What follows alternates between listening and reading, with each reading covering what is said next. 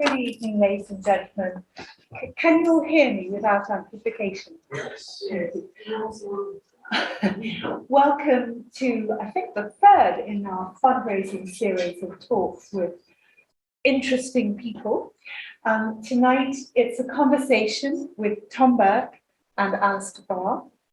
And after the event, we will be as interested as ever in fundraising. The people you need to see for that are Sally, if you could stand up, please, Sally. And Peter, who between them have ways, means and machines. And we may also like to have a word about how you can get involved in the campaign. We'll wait until the end for that, keep you in suspense. And so the usual thanks I would like to give are to Andrea and Constance, who have been their usual fabulous selves in organising.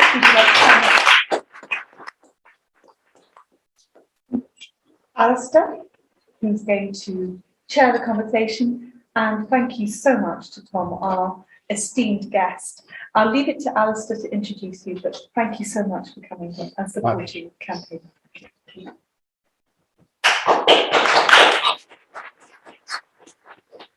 It's a great pleasure to have Tom Burke here tonight. I met Tom in the early 80s, but he was already well established as a former director of Friends of the Earth. He was, when I met him first, he was director of the Green Alliance. And then having started in sort of kind of pressure groups, green pressure groups, he then moved into some of the more practical side of things, of being a special advisor to the Secretary of State for the Environment. He's also been an advisor to a number of major global companies. And then more recently, he's turned, in a sense, back to pressure groups. He now works for, he's co-founder and chair of a climate change think tank called E3G. And I think, hopefully he'll tell you a little bit more about what that involves and kind of, in a sense, how that's different from what he was doing back in the Friends of the Earth and Green Alliance days. And he's also chair of the China Dialogue Trust. And on top of all that, I don't know how he managed to do all these things, he's a visiting professor at both Imperial College and University College London. So that's quite a portfolio. So without further ado, I want to give Tom a chance to say a few words about the sort of bigger picture before we start a sort of dialogue about some of the issues. Thank you, Elsa. It's slightly discomforting when you're introduced by the chair of a meeting and the first thing he does is read out your obituary.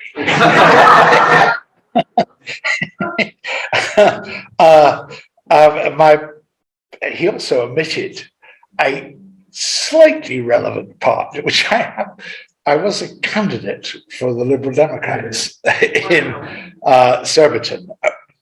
I'm very happy to say why I'm no longer a member of the Liberal Democrats, but it's not relevant to this evening. But it kind of is, but it's not immediately relevant. Let me put it that. But important. What I thought I might just do to start the conversation is some provocations, and I mean provocations, hopefully for thought. This being a Liberal gathering, not provocations for people. And of course, you can't start any kind of conversation at the moment without talking about the Ukraine and what's going on in the Ukraine. So let me be really clear about where I come from. If we want to have any chance of solving the climate problem, Putin must fail. It's that simple. What Putin is doing is a challenge. Actually, as I thought about this during the day, it deepened a bit. Obvious challenge to a global rules-based order, and there's no way we can solve a problem like climate change without a global rule-based order. And if we lose this, now in this circumstance, we lose it for a long time, far longer than we've got with climate change. The second point, which really was a later point, is it's a challenge to reason. There are lots of people trying to guess what's going on in Putin's mind. I've no idea what's going on in his mind, but I've read the kind of conspiracies that he thinks justify what he's doing. And so this is also a challenge to reason as a determinant of public policy. And I think important to bear that in mind, because we need to turn that round as an attack, as this is why we're attacking people who believe in conspiracy theories of one kind or another, and indeed the people who provide the platforms for them to promote conspiracy theories. They are fundamentally an attack on democracy and an attack on our ability to deal with climate change. And the reason for that is that democracy is necessary to deal with climate change. It's not just kind of a nice idea, let's have it, if we've got some options, let's have this one. Despots, in order to stay in power, have to destroy all the machinery that human beings have invented over the years to learn from their mistakes. Independent judiciary, free press, down the list. They have to be destroyed, and we can see that happening in Russia and in China right now, in order for them to stay in power. There is no mistake-free way to deal with climate change. So if we destroy our machinery for learning from our mistakes, we can't deal with it. You can't have democracy without the rule of law. And we saw just how fragile the rule of law can be on January the 6th, in a place you would have least expected it. Quite interesting, important cultural comment on that. Maybe there's a bit of a confusion in America between the difference between the rule of law and the rule of lawyers. The rule of law is deeply embedded culturally, and actually it is deeply embedded culturally in European culture in a way it's not quite as deeply embedded perhaps in American culture. But you can't have the rule of law, as America demonstrates very compellingly, and we've got our own version of it here, without social cohesion. So there's a trilogy of dynamics which underpin our ability to deal with climate change, which are political dynamics: social cohesion, the rule of law, and democracy. And we need to connect those broader political themes to the much more functional, operational, scientific, material theme of climate change. And my sense is we're not really doing that enough. So that in my sense, is a challenge to a political party. So a third provocation, we do not have a technology problem with climate change.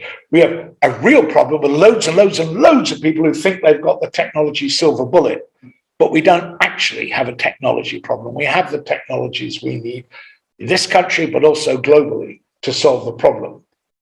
We have an issue about how we deploy them fast enough, but we don't have a problem about the availability of the technologies. Nor do we have an economic problem. Why on earth would you start to think of something that would actually be cheaper to do, cause you an economic problem? We don't have an economic. We have a problem with economists who can't get their theory out of their heads in order to deal with the problem, but we don't have an economic problem. Somehow we'll impoverish ourselves. The single best thing I can imagine to increase productivity, without which we can't do the social cohesion, by the way, the single best thing I can do is to reduce our dependence on fossil fuels and drive those costs out of the economy. And you do that by technology we already have, insulating people's houses. You do a few other things, by the way, that help on the way to that. So we do have a political problem, because you have to ask yourself, if this is so straightforward, and I saw too many nodding heads to think you don't all agree that this is straightforward, how come we're not doing it? And that's because we really do have a political problem. And we have a political problem because when you make change on the scale we need to make change, you change the pattern of winners and losers. And politics is the art of rebalancing the winners and losers, persuading the winners that the losers have a role too, but it's a different role, persuading the losers that if they don't support the winners, none of us win. So there's a really tricky political problem of narrative. And then the final provocation is, by the way, we've got to do all this in a limited time. We really do not. Civilization may not survive. Nature will survive, because nature can redeem the mistakes of civilization. But if we don't get this right in the next 20, 25 years or so, then it's a real challenge to civilization. I don't just mean in the Ukraine. I mean civilization for all of us. And that's real. And I'm not sure you persuade people to do what needs to be done by saying that. So you have to find, and that's part of the art of politics, a narrative that gets people to support what needs to be done without telling them what the consequences of failure are. So those are my provocations, Alistair. There's probably one or two things to talk about. Absolutely. So if I can pick up the first one about the importance of democracy. So we're going to do a question and answer towards the end. So we're going to give you definitely plenty of time for questions at the end. But we're just going to start with a little bit of a dialogue, and then I'll hand over to the audience. So in terms of the importance of democracy, so you can kind of clearly see that Putin's Russia is absolutely going 100% in the opposite direction in respect to climate change. But the sort of the way the press sort of writes it up, that China may be in a sort of slightly different place in terms of climate change, actually taking it rather more seriously. So I wonder what your thoughts are. Is that just good PR, or how much substance is there to what China has been doing in terms of climate change? Well, first of all, it's a comment on the depth of understanding of a lot of our political commentators, and even more so of our editors, who do promote that sort of idea that somehow there's magic out there in an autocratic government being able to do things on scale that need to be done. It's a product of ignorance. You can't. If there were a silver bullet, maybe that would work, but there isn't a silver bullet. And so you have to get the consent of people, and you can't get the consent of people by imposing your will on them. So the piece that's, I think, more important and deeper understanding is that piece about democracy as the way in which you engage the consent of the people.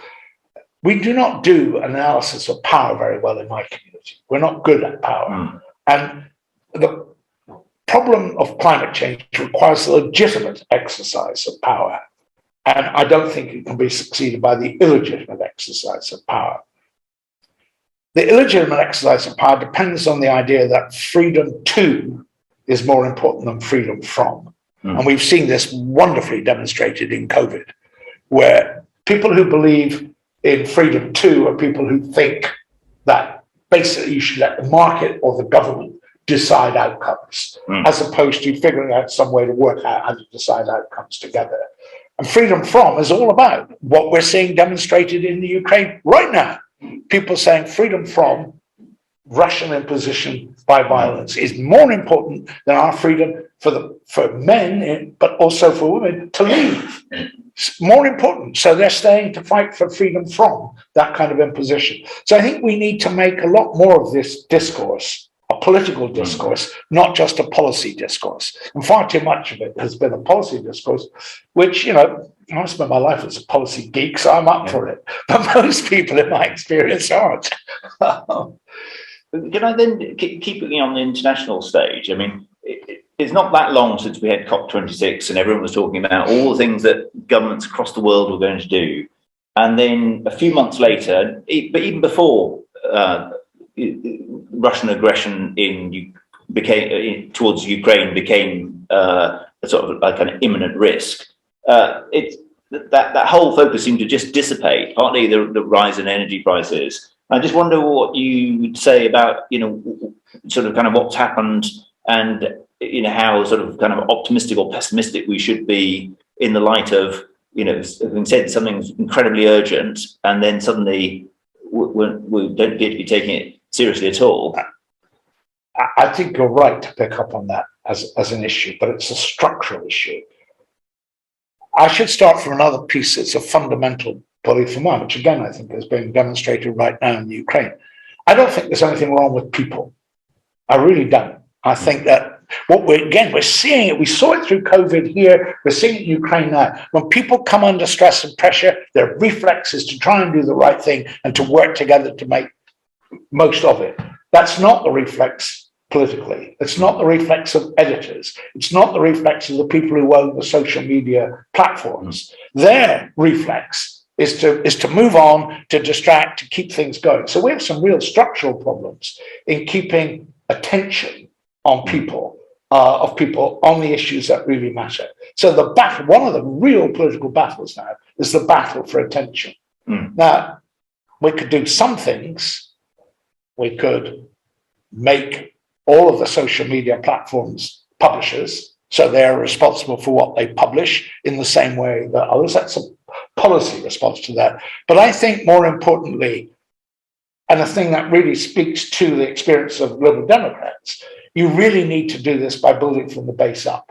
So from access, people, at the end of the day, people trust other people more than they trust anything else. So what can we do politically to build up that need to pay attention to this from the base up? And the point about that is you don't build it up by giving people a lecture on what you think is happening. You do that, actually, the simplest thing. You know, all of my experience, the reflex that you can count on with public is you say, can you help me with? And the reaction of most people is to, they don't even think, they start to immediately think of how. They don't even say yes, they start to think of how they can help. So what we need to be thinking much more about, there's all sorts of obvious things to do at our level, of policy level, but in a much more important level, if you want to do the challenge as you put it, Alistair, how do you keep people's focus and attention on this? You make it local. And you're back at that very old, was it Huey Long, all politics is local. I think one or two Liberal Democrats may have quoted that in the past. And so kind of following on that, to sort of thinking about the situation here just narrowly in the UK, there certainly was a spell when it looked like the current government was actually quite seriously committed to net zero. Now, whether that was, again, good PR, but it seems that, it feels to me a bit like the Cameron, vote blue, go green type stuff. It seemed rather, in the end, rather superficial, rather, maybe skin deep. Now, maybe there was more to it, and he's got blown off course by events. So I wondered what your take is, particularly since you've been in the business of actually advising governments and trying to, to get them to focus in the right way. Well, I think it's always important to understand there are two bits to government. There's an administrative bit, which by and large works quite well, makes all kinds of mistakes, but it's fairly reliable. And when you get served a problem, starts to think about how you solve the problem. Then there's the political bit. And that's nothing like as good as the administrative bit. And we don't distinguish enough. So when we talk about government, and we're casual about that because we blame government rather than blaming politicians, almost all the mistakes, and the recent governments have been particularly bad at that, where they start blaming the civil servants for political mistakes. And I think we need to get very much out of that. And politicians need to stand up a bit more and up for the fact that quite a lot of them have wacky ideas that won't work. And civil servants will not stop them. That's the constitutional covenant. And we don't want that. I do not want that broken. But I do want us to be clearer about that. I try very hard not to try to guess what's going on in the mind of a politician. Because I really, it's kind of like a fool's exercise. So I look at what they do. And there's no doubt in my mind that as a sentimental level, there are a lot of conservative opinion over the last decade, really, that really did get a sense that somehow this was a challenge they had to respond to. I think they've been unable to translate that, first of all, to a consensus inside their party, and secondly, to a convincing set of programs. So they've run into the problem. They don't like the headlines that solving the problem would create. Now, to be really careful about that, they don't like the headlines that would be created by the editors, who are a hermetic bunch of people who they are phenomenally dependent on. So it's not the British public that they're worried about. It's the effect of the headlines on voters. But then you're talking about three people. You're talking about Victor Rothermere, you're talking about, or whichever Rothermere, I lose track of Rothermere. You're talking about the, sorry? The Mail, the Telegraph, the Express. Yes, well, the Mail, the Telegraph, and the Barclay brothers. And Murdoch, RBN. My own coding for that is RBN.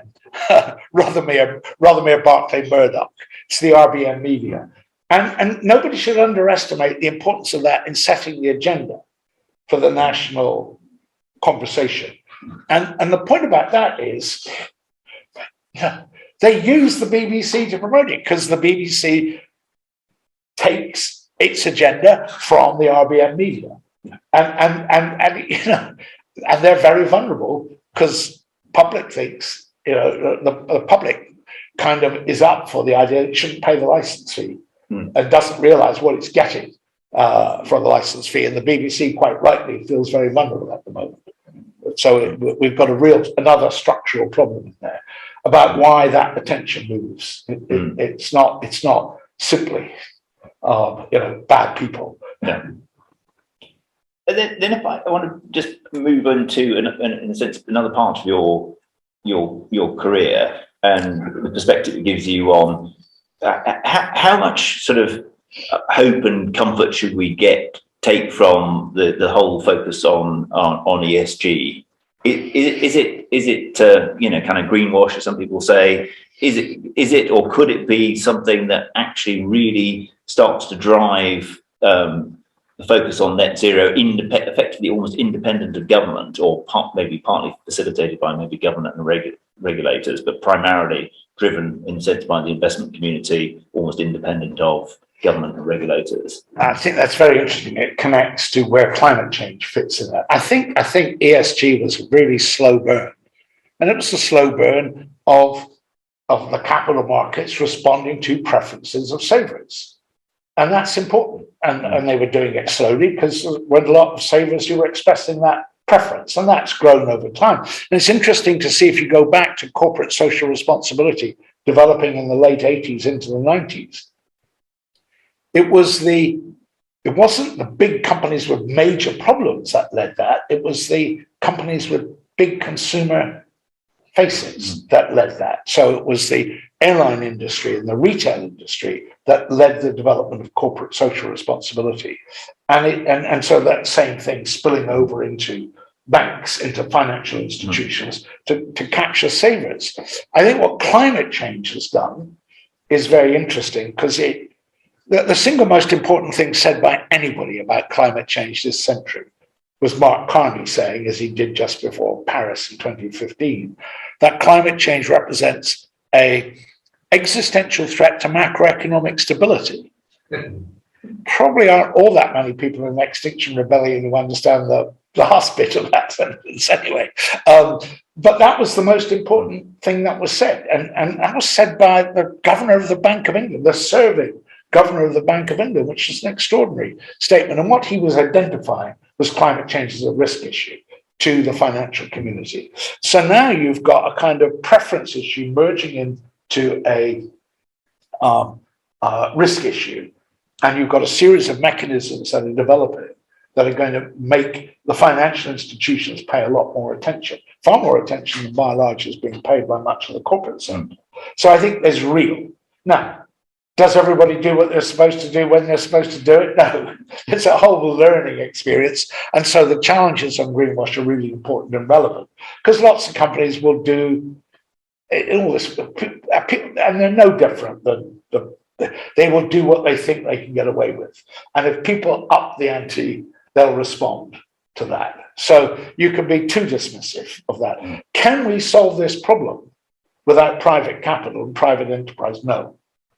We really, really can't. So I've tended to turn it around and say, if you want to save capitalism, we've got to get with climate change, because you need what is now beginning to be called responsible capitalism. I don't mind the tags, but you really do need stability if capital is to be able to do its work. And climate change is a very powerful argument for getting climate capital to do the right thing rather than the wrong thing. Now, what are you taking on? Well, you're taking on the whole idea that the role of the financial community was simply to up asset values, the financialization of the economy. It wasn't to invest in real things in the real economy that improved productivity. It was to invest in things that made share prices go up. So we've got a bit of a fundamental challenge to certainly some parts of the political spectrum's view of what capital is for.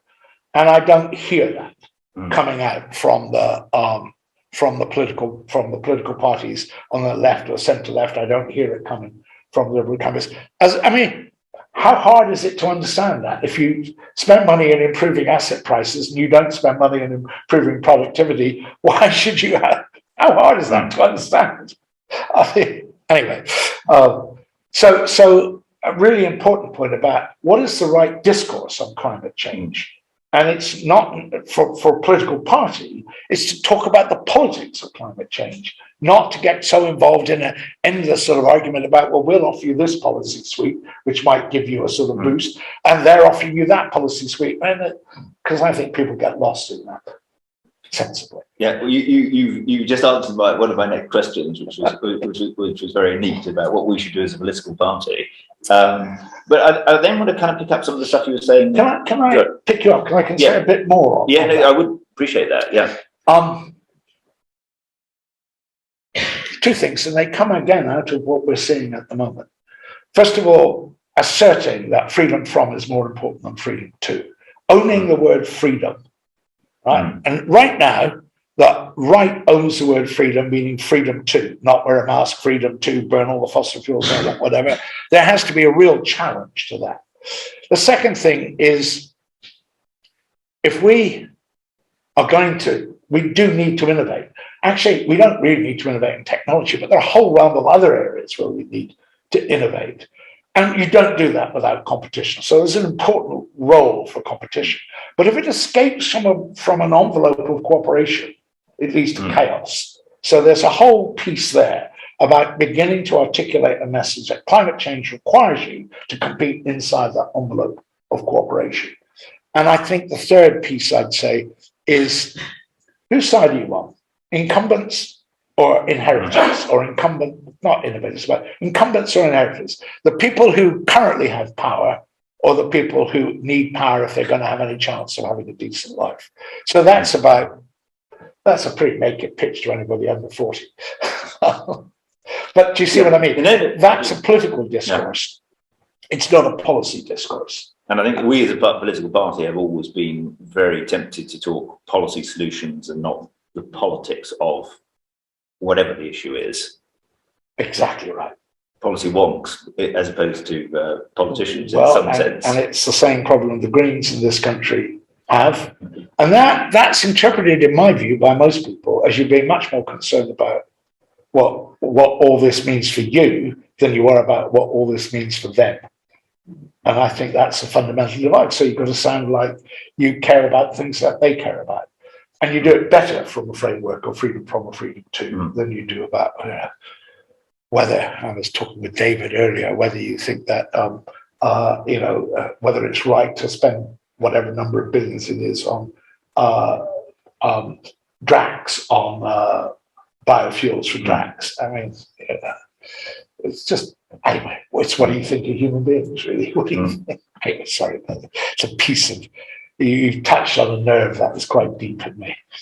And then sort of coming to get back to the sort of kind of very sort of kind of local focus, thinking both about, some people draw quite a lot of hope that even if, in the days of Trump, the national government, the federal government was going one way, but sort of states and local government was going in a different way. So what's the sort of scope for, local councils, let's say London boroughs? What can they tangibly do that would really make a difference? What would, in terms of specific things that we really should be pushing for? Yeah, but the agenda is big. We go on all night, but don't worry about that. You look it up. The real point is the core of that. Why aren't they? And they aren't doing because there's an institution that actually does more to determine outcomes in this country, and funnily enough, it's run by economists, called the Treasury. And it's just, you've got to have fiscal freedom for local government of all sorts. You've really, the only way you get real accountability for what government spends is at a local level. So you've got to free that. I don't mean you've got to abandon national policy on this, but you've got to frame your national policy in terms of what you allow local government to do, to be accountable to people who know and feel the outcomes, especially on this issue. And you've got to focus on the aggregate of marginal improvement, not on the grand gesture. So, where I got the phrase aggregate of marginal improvement from? The man who coached the British cycling team 2 Olympics ago into being world dominant. Aggregate of marginal improvement. Don't look for heroes. Just look for adding up all the small things. You can't do that at a national level. You can do that at a local level. So free local government up to do that, which means taking the dead hand of the Treasury off it. That means, by the way, challenging economists and challenging a lot of the methodologies economists use to decide what's valuable and what's not valuable. So I don't mean it's a simple, wish away of economists. They've got an important role to play, but we have to be much braver about challenging that so we can liberate. And what we've seen in the Ukraine is a brilliant example. And what we saw in COVID was a brilliant example here of how immensely creative people can be when you let them, when you enable them to do that. I don't mean enable them and give them the means. I mean, get out of the way of stopping them doing it. And, that really, and we can't do it without that, by the way. Most of the really significant, difficult bits, if you look at the climate change problem, you have a problem with power generation, electricity generation, you have a problem with mobility, movement. You have a problem with heat, cooling. Actually, we don't think of cooling, but it's safe. And you have a problem with agriculture, land use and stuff. Now, the first 2 problems require small numbers of decision makers to make very big decisions about how we will either move or generate electricity. And by and large, they're responding reasonably well, and those are the easy bits. Heat, pretty damn difficult, as we're all experiencing right now, because you've got to get large numbers of decision makers to make very small decisions, the aggregate of which adds up to something significant. And it's the same with agriculture and land use and those things. And that's the bit which are now, we've got to do the power and the mobility now, right away, in order to buy time for us to do the more difficult stuff that involves the institutional piece that you can create to liberate local government on those 2 more difficult issues. And then I think that the sort of aggregate of marginal improvement point, I think maybe speaks to my final question, and then I'm going to open it up to the floor, which is, what can we do as individuals sitting in this room, any one of us? So I'm a firm believer in actually we can do things, and we need to be inspired to realise that we can make a genuine difference, and it's worthwhile. I'm going to push back, Alistair. Stop thinking you can be a green hero or a climate hero, and start thinking you can only do things with other people. I know what I mean politically by that is stop thinking that people are the problem. People are the solution. Bad ideas, bad policy decisions, bad political decisions are the problem. So what you can do as an individual is make sure that you undo that. So get elected. This is a short answer. Get elected is the way you do that. Make sure that anybody you know votes. A key piece. I was very involved in the Brexit referendum. You probably won't need much to guess where I came out on that. But the thing I was involved in was trying to get young people to vote, because it was quite clear that young people were going to vote overwhelmingly to stay in. And so I ran a campaign. A lot of other people, we ran a campaign which made a difference in young people voting.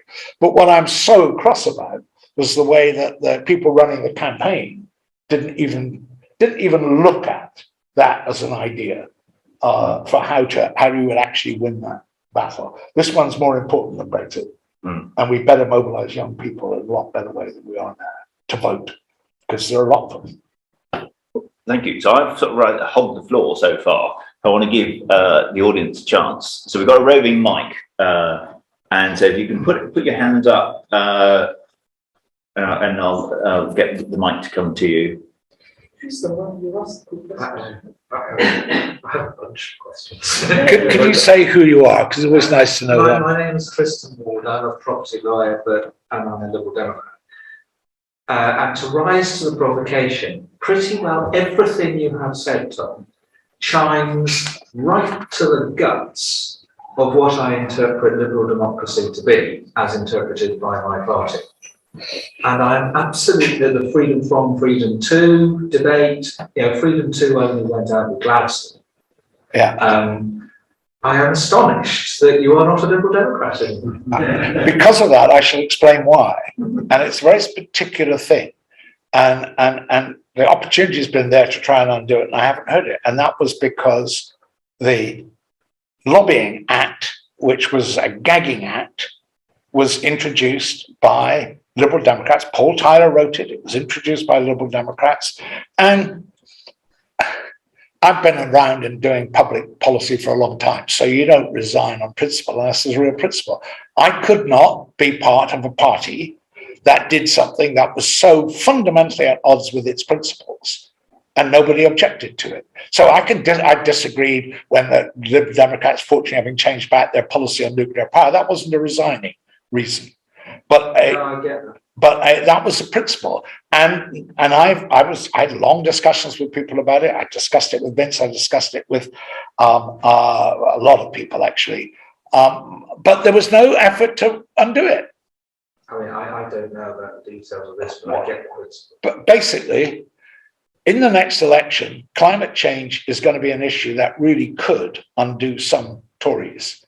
And large numbers of people who are not Liberal Democrats and not particularly political in any way will be stopped from trying to unseat those people in the net zero scrutiny group because of that act and things that have been built on it. So it's a combination act. It prevents people combining to pursue their interest, whatever their interest is in a political context. Stops it. You have to register. You have to pay. We won't do the detail now, but anyway, I mean, so it's pretty hard for me because, as you picked up, I'm fundamentally completely committed to those sort of fundamental values. Absolutely.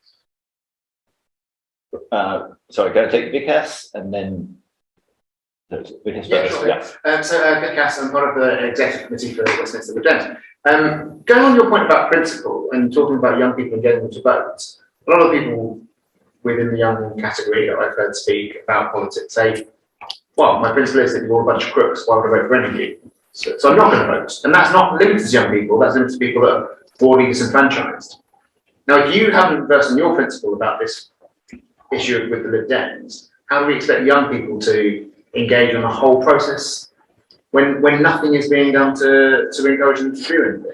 I wouldn't use what I did as an example of your point. I take your point very point, but that was a very particular piece for me as an actor. I mean, I ran Parliament twice on that basis.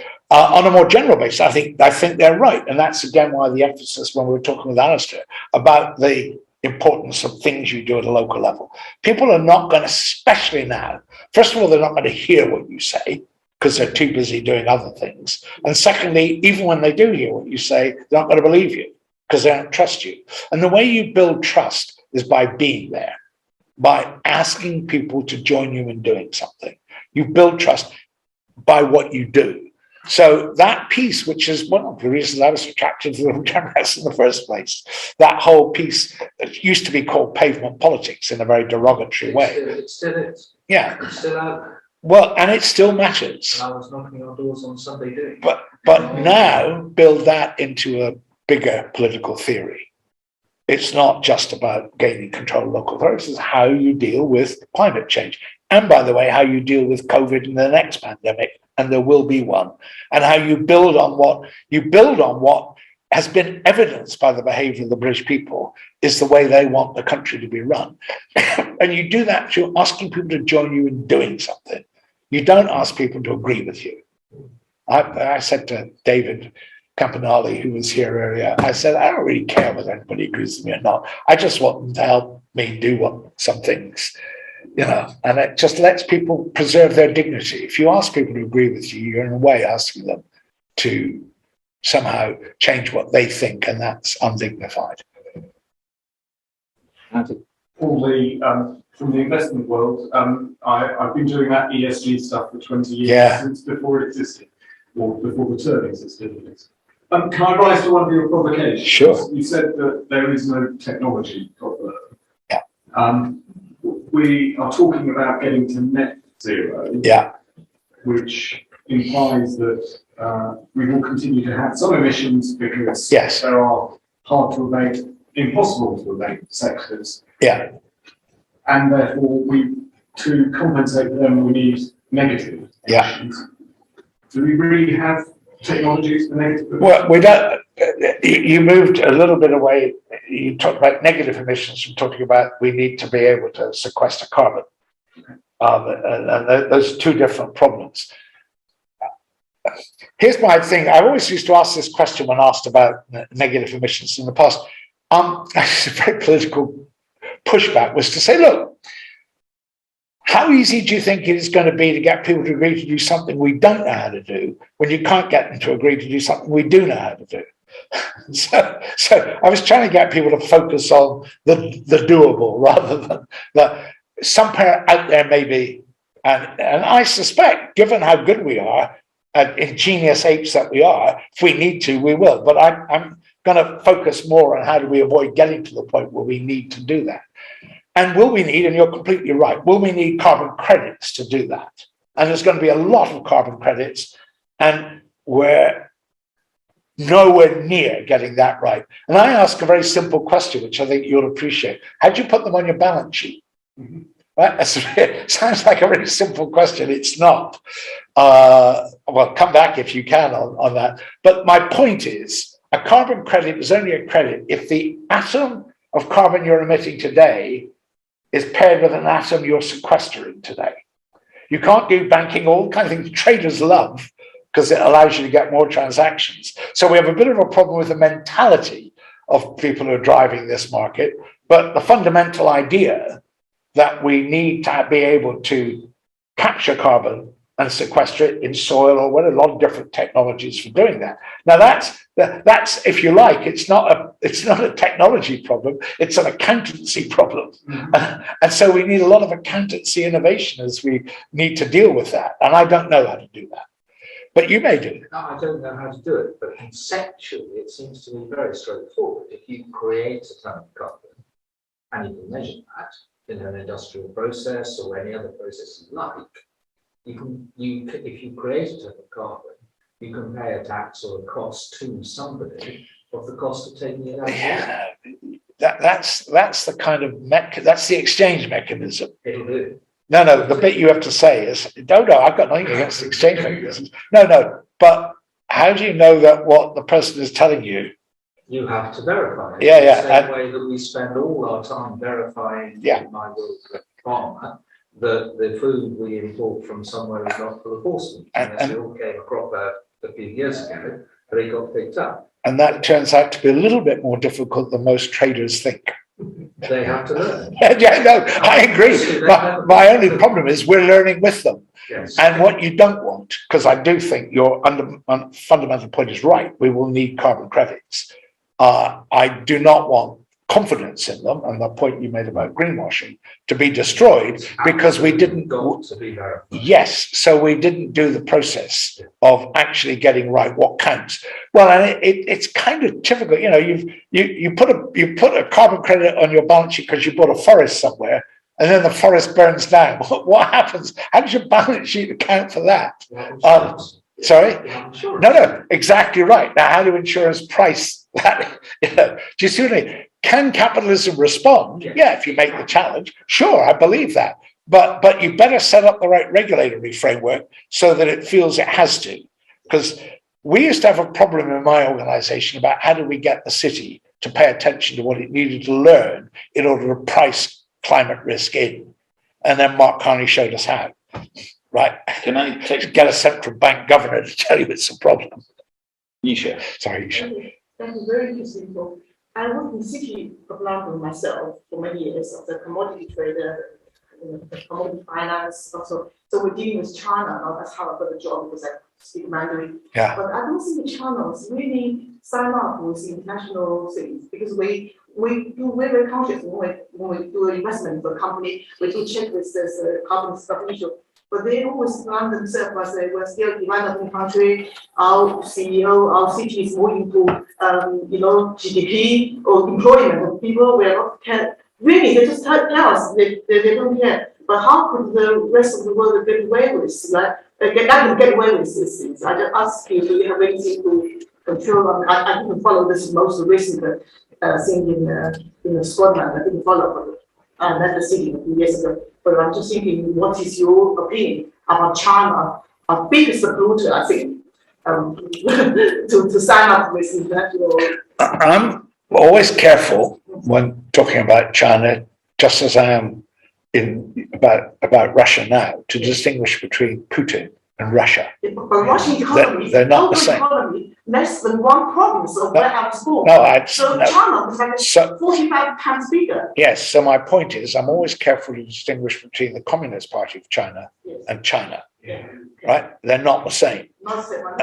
And just to bear that in mind, there is a very popular editorial myth in this country that China, particularly in the RBM media, that China isn't doing anything and it's just wrong. They're doing it, but not. China is going to supply a lot of the green technologies we need, and is already doing that.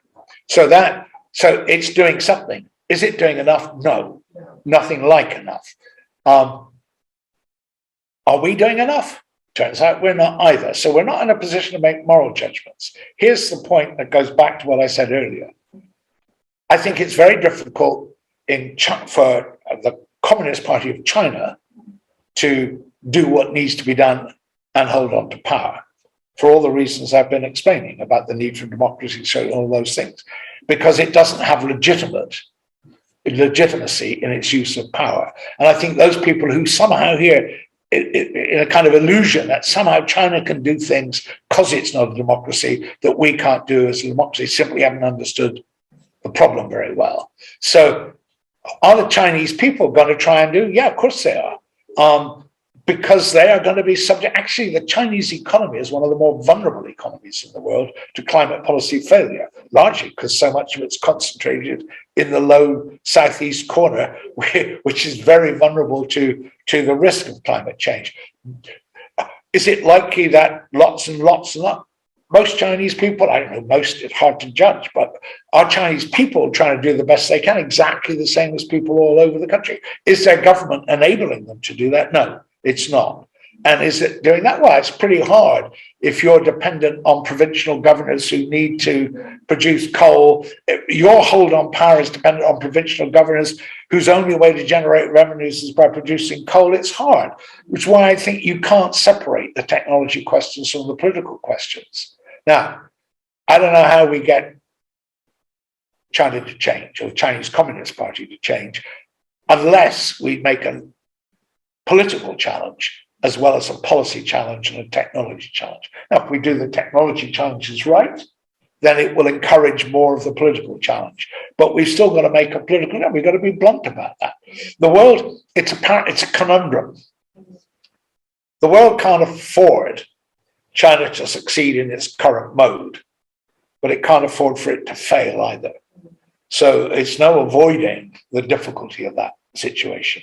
But I don't have in my back pocket answer to the question you really asked. You do it better if you're clear-eyed about what you're dealing with. I think that's all. I think we've got time for two more questions. I've got two hands up. Ed was first, and then the gentleman in the green jumper there. So, Ed called around the way from Royal Tech, so there's a direct connection to climate change or whatnot. I just want to pick up on some of the international comments that you shared at the beginning. What kind of body do you think is best placed to sort of lead the effort of coordinating climate change efforts internationally? Is it the UN or the EU or some other kind of body which has to be created? Or the underlying. Confederate kind of thing? You're absolutely right in that. What is that sort of question? You cannot solve this problem without a pooling of sovereignty. The idea that somehow sovereignty is some immaculate thing which you should preserve at all costs is a real barrier. Actually, not just to climate change, there's a whole host of other problems, people trafficking, drugs trafficking, international terrorism. You can go down a long list of other problems that can't be solved unless we pool sovereignty. And what was an enormous betrayal of Britain's national interest was the fact that we abandoned and took ourselves out of the world's most successful sustained experiment in how you go about pooling sovereignty. And we've just seen incidentally in the way the response to Ukraine, just how powerful that can be when it's required to be. And we've taken ourselves out of that, which is an enormous betrayal, not just of our national interest, but also of our history, actually, as a sort of influence, and a good influence in lots of ways thing. And somehow the current government's got away with it. The UN, people misunderstand what you get from international agreements from the UN system, partly actually because lawyers keep talking about as international law, and it's not. It's not international law. There are political agreements of a slightly more robust kind, and they're not law. And that in Glasgow, and lots of people complain and sort of said, what did Glasgow achieve, not achieve? What actually happened in Glasgow that was really important is that 20-odd thousand officials went home into very contested spaces domestically, just as contested as they are here, with a charter to push harder. And it's that base pressure that's the real advantage of international agreements, that ability to sort of engage in that very unheroic, very unobserved way. And in that sense, Glasgow was a triumph. It really was, because it enhanced, it was a stronger charter that people got to go back with than anybody expected.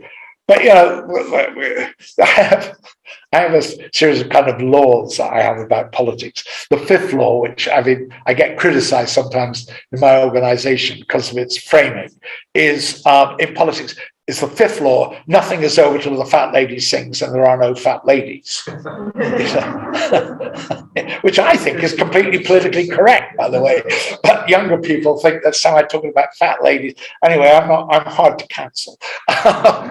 But so you need a multiplicity of fora to do it. So in a sense, the framing of your question, the thrust of your question was right, but the framing, it's not a choice. Right. You need to build it in multiple layers of things. We're trying to coordinate the actions of 8 billion people. You know, tech-enhanced people. Tech-enhanced people is part of what makes them very distracted, by the way. So, you know, you're not going to do this in one place or another. There are not going to be any heroes, really, in doing this. It's about, a lot of it is about the patient building of institutions. You can't do that unless you can sustain, and that is an issue for political leaders. You can sustain confidence and trust in the institutions that we've built to make our countries work. And, you know, that sort of political piece of saying government's the problem, all that stuff, that's a really bad thing. I don't think the public goes along with that, even if the newspapers do. But I think it needs to be articulated more clearly that we're not going to solve this problem without confidence in the institutions and the role of political leaders in building that constitution, that confidence. James Hughes, I'm resident of Westminster. I think we are where we are. Yeah, that's for sure. Because we have market failure. Yeah. Prices don't internalise externalities. Yeah. We can reduce our scope 1 and 2 emissions relatively easy by reducing demand, but we still have scope 3 emissions, which is kind of the international stuff, which can give us a huge amount of leverage over what other people do. They still think some people highly in the UK. And we have some influence, but we've also got to fix the pricing system. We've got it now thanks to breaches to some extent. And if we can ensure that the wealthier people can afford, you have to pay more in the tapering system than the poorer people who actually need the heat, perhaps. That I think we'll get a lot more people on side.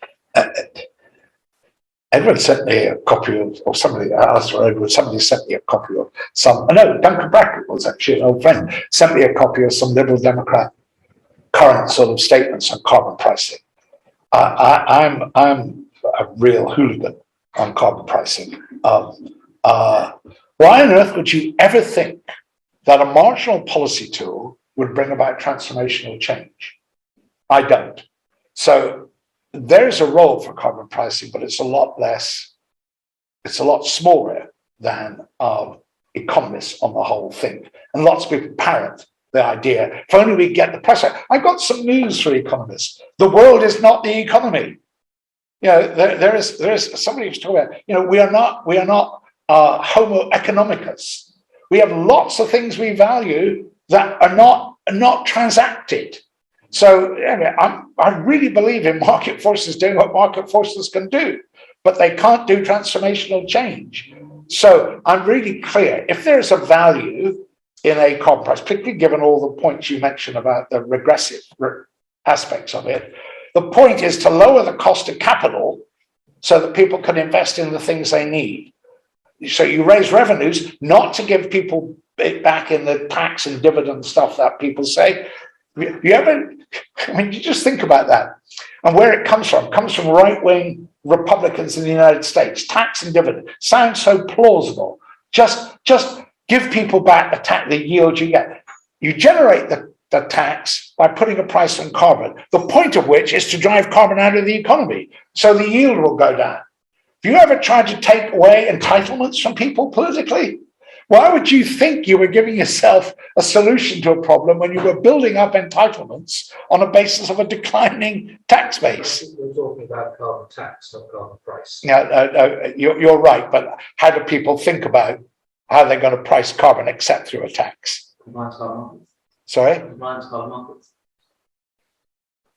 Like emission trading system. Yeah, right. I mean, let's think about that in a country in which we've had a vehicle duty tax escalator for 15 years, which hasn't gone up for 10 years. Why on earth would you believe the underlying theory that says somehow regulations are hard to change and economic instruments are not? But that's the political problem. No, that's exactly why. It's exactly why I'm responding. I think there is a role when you're dealing with the two hard end that I talked about of the problem of heat and of agricultural land use. There is a role for carbon pricing in marginal decisions. There really is. And there are a lot of devices that can be used to do that carbon pricing. They'll vary a lot. But the idea that somehow this is about internalizing an externality is a misconception. Just say the world and the economy are the same thing. They're not. External to what is the question I ask when I'm challenging people on that. It's not external to the world. It's the real thing. We have to deal with the reality. Anyway, I know I'm at odds with a lot of Liberal Democrat policy on this, but that's my fun for the evening. But Tom, thank you very much for that. It's been fascinating. I just want to take the opportunity to make a couple of sort of pleas in a sense on behalf of the Liberal Democrats here in Westminster for help. One is help financially, and Peter Toman over there, if you stand up, has a card reader, so any donations be very gratefully received. And the other is that we're intending to have a full slate of candidates for the Westminster City Council elections in May. And if any of you would be interested in standing, Philip would be, Philip Curl, is it? Yeah, if I come to you there. If you can talk to Philip Curl. So you don't need to necessarily live in Westminster. You can work in Westminster or own property in Westminster to be eligible to stand in the local elections here in Westminster. So those are my two pleas, as it were. And then I want to just hand over to Edward to say a few closing words. Yes. Well, thanks very much indeed. I was so thrilled to hear your opening remarks about how it's so important for the sake of the planet that Putin should fail. And you link together the great question of the day with the great question of the century. And having not focused on very much else since Wednesday, it was a great relief to be able to get back to the underlying reasons of why these things matter so much. What Ukrainians want is to live in a law-governed society, which with a state that solves their problems and solves the world's problems. And that's so very close to what we want, and so very different from the kleptocratic Putin regime. And it got better after that. So I've been gripped, and I hope you'll forgive me if tomorrow morning on the newsstands, I'm afraid you'll find one piece by me in the Daily Mail and another piece by me in the Times. I'm directly pleading guilty up front for that. Yeah. And I want to say also that it's been a very busy time since I was selected as candidate in September, but the trajectory is just so encouraging. Week after week, we have more people coming out door knocking, more people joining the team, more stuff happening, more events. The focus of our efforts is right now is to get Alistair elected in Marylebone. And I have to say, if you haven't done door knocking before, it's a very nice class of voters in Marylebone. Yeah. People with really interesting views and actually not interesting in a sort of strange way, but interesting in an encouraging way. Yeah. People who human rights lawyers and run alternative energy companies and all sorts of different things. So it's a great place. You haven't been door knocking before. It's a great place to get going. And we go out for coffee afterwards. So it's a nice social event as well. And we are working our way through the voters to the point that some of them are beginning to nurse really quite well. To the point they beg us to go away because they're voting for us already, which is those of you who've been to Liberal by-elections will recognise this is a very good, very good sign. So do please consider coming out on every Saturday, every Sunday at 10, every Sunday at 11. If door knocking is not your thing, then we have wonderful leaflets featuring Alistair and our other candidates to deliver as well. And we have many more events. We have our regular meetups. I think we've got Pint in the Pub coming, which is going to be at the wonderful India Club, one of the great historic locations in central London. We've got events coming up on Ukraine, which I think will still be occupying us in the next days ahead. And we have Fiona Hill, who was the Russia director for Donald Trump, talking about, I think it's sex, race, class, Trump and Russia, which covers really quite a lot. That will go, tickets to that will sell out really quickly. And they will, first of all, will go to people who are activists. So yet another reason for being involved in our activist group. You get first dibs at the really exciting things. So I just want to finish by saying, please join me by thanking Alistair and Tom for keeping us, I wouldn't say just informed and entertained, but also distracted away from the doom and gloom of the day's news and allowing us to raise our eyes to something that is, in the end, far more important. So thanks so much.